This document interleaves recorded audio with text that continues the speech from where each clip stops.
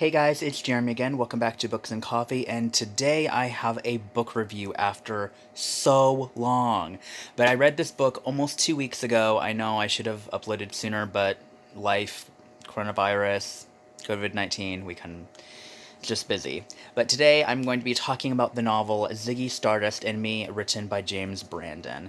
This novel tells the story of Jonathan and Webb, and this novel is set in 1973 when homosexuality was considered a mental illness. And it is and This was one of the most beautiful and thought-provoking novels I think I've ever read. And I'm gonna turn my camera around because that's just not working out for me. There we go. That's so much better. So we're gonna talk about this book. The book is like 340 something pages. Um, this was a 2019 debut novel, and we are going to talk about this book. This book is set, as I said, in 1973, and when homosexuality, especially gay men, were viewed as mentally ill, if not pedophiles, which we've come a long way since then, and it's not like that anymore, thankfully. And so during this time, obviously something has. So the novel focuses on our main character named Jonathan, and he is our protagonist, and there is an event in this book that happened prior to the book happened, what is known as when it happened, and that is when he was kissed by another boy, and he was found out, and it was a big deal, all up in arms and over the whole thing, and so he and so throughout the probably most of the book he's getting treatments. I'm not exactly sure what these treatments are and what they do exactly, but they're supposedly a cure to being gay, I think, or at least they're supposed to suppress those feelings and emotions of a same-sex relationship or same-sex desires and things like that. And what I really liked about Jonathan was in the very beginning of this book, he was like, I don't want this. I can't be this. Because once again, homosexuality was viewed as a mental illness. It was viewed as bad. As in, if you're caught, they take you to prison. And I'm like, oh my gosh. I actually did a little bit of research because I was kind of curious if this was true. I couldn't exactly find out definitive answers to, is this actually true? Were you actually taken to prison if you were found out? But um, I'll just have to do some more research on that. But homosexuality was, in fact, viewed as a mental illness during that time. And obviously, I did not get to experience the 70s. I think that was for the best. I love reading things that are set in the 60s. It was even worse for queer people during that time as well. It was even worse, I think. Um, but this is, for the most part, a love story between um, Jonathan and a new boy that moves in who is Indian. So we have some diversity in here. His name is Webb, and I love them together. I love the friendship that builds between the beginning of this book. This book is also heavily inspired by the 70s. Obviously, the novel takes place during the 70s, but I'm telling you, there is so much in this book that, well, I mean, first off, the book is called Ziggy Stardust and Me. Ziggy Stardust is a huge icon of the 1970s, like there's also a lot of 70s music that is discussed in this book. A lot of 70s music that I did not know, such as Ziggy Stardust. I had heard of Ziggy Stardust, but I'd never heard any of the songs.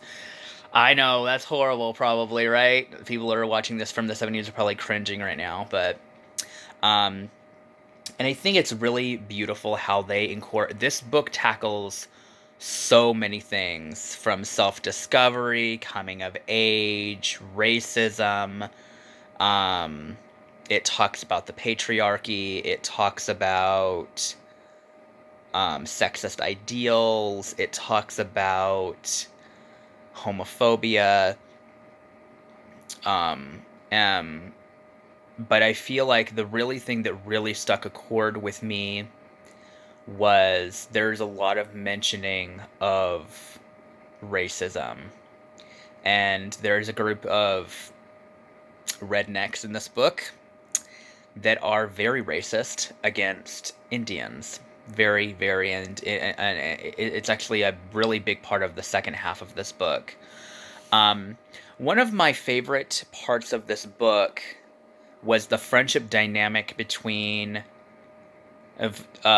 Jonathan and his best friend Starla.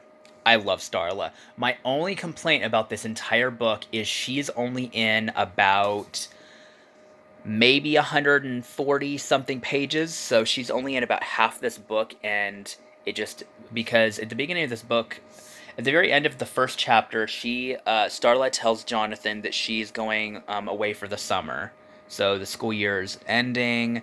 Um, I think it's like 5 or 6 chapters into the book is when school ends and everything, and we see we see these characters go on summertime, and so there's just there's so many things in this book that I love, and I'm trying to talk about all of them and give them enough attention.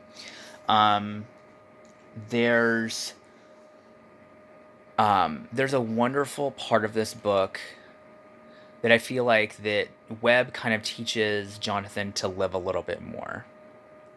You know, he tells them, don't fucking worry about what other people are going to say. You be you. And this book, I think this book was so important, and it makes me kind of sad that this book did not exist when I was going through my own problems.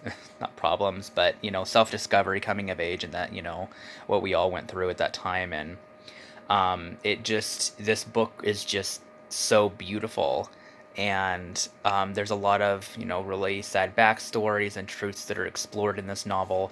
And I think I'm going to be looking into some more queer historical books, whether they're own voices or not.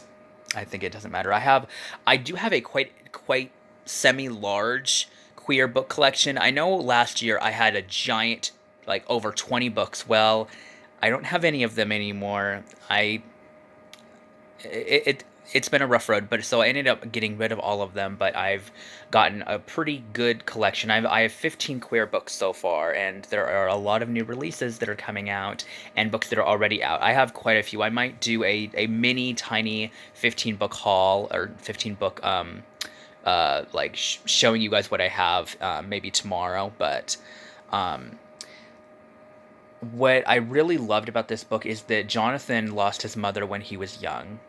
And so his father is a raging alcoholic. That's all he cares about. Is alcoholic, smoking weed, partying with the rednecks. That's his thing. That's his thing, you know, and he has a girlfriend who works at a pub or is just there hanging out and everything, and it's really, really hard for him to see his father like that, but his father is just not he's not really a nice person. He's never he to me I didn't really like him because he never really accepted his son, and nobody really knows that he's gay or anything. But what the beauty part of it is that throughout the book, Jonathan is very against being that. He's like, I can't be that, I can't.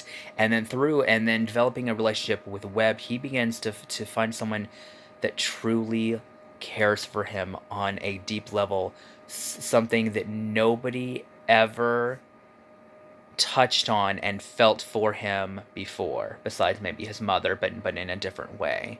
And then throughout he has such a great character development arc in this book where he goes from I can't be this, I can't, it's against the law, it's horrible, to growing to, you know what, I am this, and I'm not going to be ashamed of who I am. This is me. And this is such a important book that I think all teens should read this book, and read this beautiful story. There's great parts, there's bad parts, just like with life. So, highly recommend this book. I love the cover to this book so much. It is beautiful. I love it. So, I really enjoyed it, and I hope that you guys do will too if you decide to pick this up. I hope I talked about at least enough of this book to make you want to pick it up. It really is a beautiful story, and I cannot recommend this book enough. So I will see you guys very soon with my next video. I hope you guys loved the review. More videos are coming soon now that I'm filming vlog style. It's kind of fun for a change. Hopefully it won't be like this for too much longer, but I'm going to be moving in a few months into a much smaller apartment, so hopefully I'll be able to get internet again in the new place. So until then, I will see you guys in my next video. Thanks for watching, and I hope you guys have a wonderful day. Bye-bye.